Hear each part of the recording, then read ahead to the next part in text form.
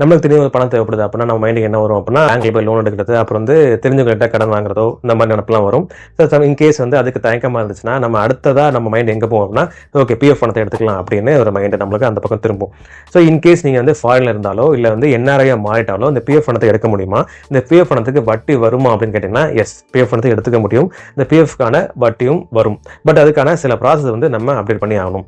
இபிஎஃப்ஓவில் போயிட்டு நம்ம என்ஆர்ஐக்கான செக்ஷனில் சரியான முறையில் வந்துட்டு அப்டேட் பண்ணியிருந்தால் மட்டும்தான் இந்த இபிஎஃப்ஓல வந்து இந்த பிஎஃப் பணத்தை வந்து எடுத்துக்க முடியும். ஸோ அதுக்கான அந்த பாஸ்போர்ட்டான ஜெராக்ஸ், அப்புறம் வந்து இந்தியாவில் உள்ள அந்த பேங்க் அக்கௌண்ட் வந்து ஆக்டிவா இருக்கா, அதுக்கான பேன் கார்டு எல்லாமே இருக்கா அதை செக் பண்ணணும். அப்புறம் வந்து லாஸ்ட்டாக வேலை பார்த்துருப்பீங்களா அந்த வேலை பார்த்த கம்பெனியில் உள்ள எக்ஸ்பீரியன்ஸ் சர்டிஃபிகேட், அப்புறம் வந்து ரிலீவான சர்டிஃபிகேட் எல்லாமே சரிவர நம்ம கையில் இருக்கா அதெல்லாம் செக் பண்ணிக்கணும். அதுக்கான அப்டேட்டும் அதில் இருக்கணும்.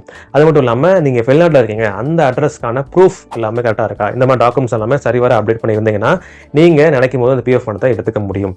அது மட்டும் இல்லாமல் இந்த பிஎஃப்க்கான வட்டி, இன்கேஸ் வந்து இந்த பிஎஃப் பணத்தை எடுக்கும்போது அதுக்கான வட்டி பிடிப்பாங்களா அப்படி கேட்டிங்கன்னா எஸ், வட்டி பிடிப்பாங்க. எப்போ பிடிப்பாங்க அப்படின்னா இன்கேஸ் நீங்கள் வந்து இந்தியாவில் 5 வருஷத்துக்குள்ளே தான் வேலை பார்த்துருக்கீங்க அப்படின்னா அந்த 5 வருஷத்துக்குள்ளே வேலை பார்த்து உதாரணத்துக்கு ஒரு 3 வருஷம் மட்டும் வேலை பார்த்துட்டு அப்புறம் நீங்கள் ஃபாரின் போயிட்டீங்க அப்படின்னா அந்த டைமில் நீங்கள் பணம் எடுக்கும்போது வட்டி பிடிப்பாங்க. இன்கேஸ் 5 வருஷத்துக்கு மேலே நீங்கள் இந்தியாவில் வேலை பார்த்துட்டு அப்புறம் தான் நீங்கள் ஃபாரின் போயிருக்கீங்க அப்படின்னா அப்போ போயிட்டு நீங்கள் பணம் எடுத்தீங்கன்னா அதுக்கான வட்டி பிடிக்க மாட்டாங்க. ஸோ அதனால் வந்து பிஎஃப் பணத்தை வந்து ஃபாரின் போயிட்டா எடுக்க முடியாதோ அந்த மாதிரி கவலைகள்லாம் தேவையில்லை. சரிவர அந்த என்ஆர்ஐக்கான அந்த அப்டேட் எல்லாமே சரிவர நீங்கள் இபிஎஃப் வெப்சைட்டில் கொடுத்துருந்தீங்கன்னா நீங்கள் நினைக்கும் போது இந்த பிஎஃப் பணத்தை ஈஸியாக எடுத்துக்கலாம்.